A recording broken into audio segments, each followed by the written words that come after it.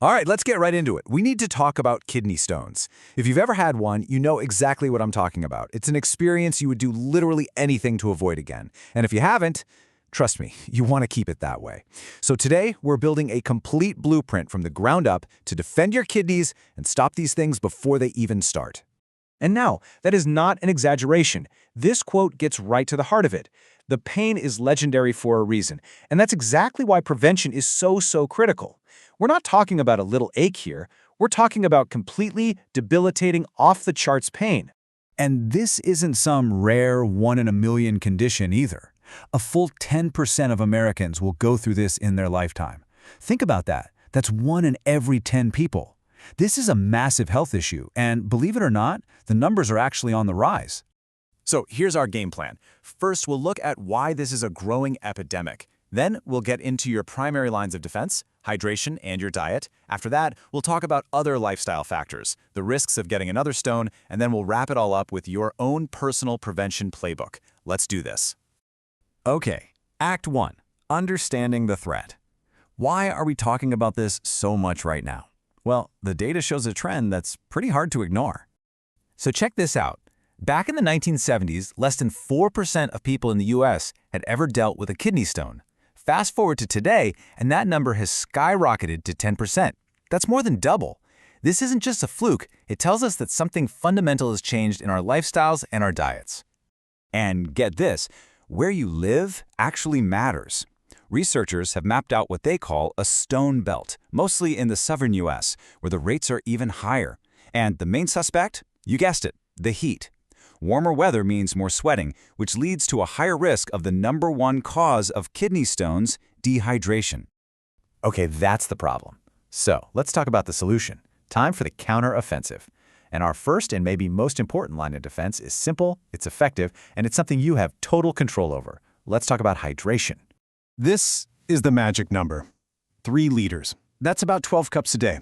And look, the standard 8 glasses is fine for most people, but if you're trying to prevent stones, you have to level up.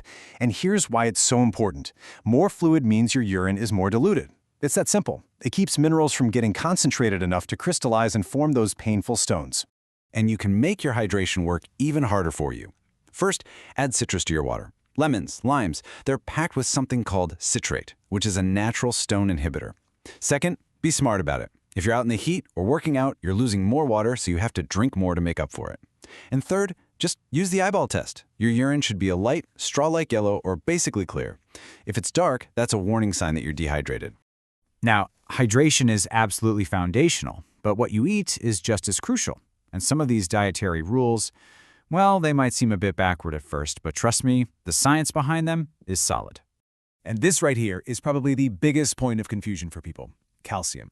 You'd think that since most stones are calcium oxalate stones, you should avoid calcium, right? Wrong. It's the opposite. Getting calcium from your food, like dairy, beans, leafy greens, is actually protective. What happens is the calcium binds with the oxalate in your gut, and then it gets flushed out, well, the other way, instead of through your kidneys. Calcium supplements, on the other hand, don't seem to work the same way and might even increase your risk. This brings us to a really powerful idea, a simple rule you can follow. The calcium oxalate marriage. Look, oxalate is just a natural compound in tons of healthy foods, like spinach, beets, and nuts. You don't have to give them up. The trick is to never eat them alone. You always marry them to a food that's rich in calcium. So think spinach salad with some feta cheese, or have a handful of almonds with a yogurt. That pairing forces the binding to happen in your gut, not in your kidneys. It's a game changer. Okay, let's hit the other big dietary pillars here. First up, sodium. You've got to cut way back. A high-salt diet makes your body put more calcium into your urine, which is exactly what we don't want. Second, go easy on the animal protein. We're talking red meat, chicken, fish. Keep it to about 8 ounces a day, max. And third, load up on fruits and veggies. They help increase that urinary citrate, our natural stone blocker. So our counteroffensive keeps going. We've got water and we've got food, but we need to move beyond the plate. There are other key lifestyle factors that really help build a resilient system. 3 quick but super important points. 1. Exercise. Just regular, moderate activity, about 150 minutes a week, has been shown to be protective. 2. Sleep. Getting a consistent 7+ hours a night helps your kidneys maintain their natural rhythm. And 3. A little warning about supplements. For men, really high doses of vitamin C, We're talking 1,000 milligrams or more have been linked to a higher risk of stones. So when in doubt, get your vitamins from actual food. Okay, so you're doing all these things. Now we need to shift our focus to the long game, because if you've had a kidney stone before, the battle isn't necessarily over. This number, it's a real wake-up call. If you've had one kidney stone, there is a 50% chance you will have another one within 15 years. 50%. This is exactly why prevention can't be a temporary diet. It has to be a lifelong strategy. So who really needs to pay the most attention? Well, some risk factors you can't control, like your family history or an underlying kidney condition. But look at the others: obesity, chronic dehydration, and of course your diet.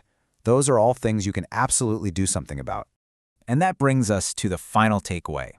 We have covered a ton of ground, so let's boil it all down into the ultimate prevention playbook, the absolute must-do non-negotiables for defending your kidneys.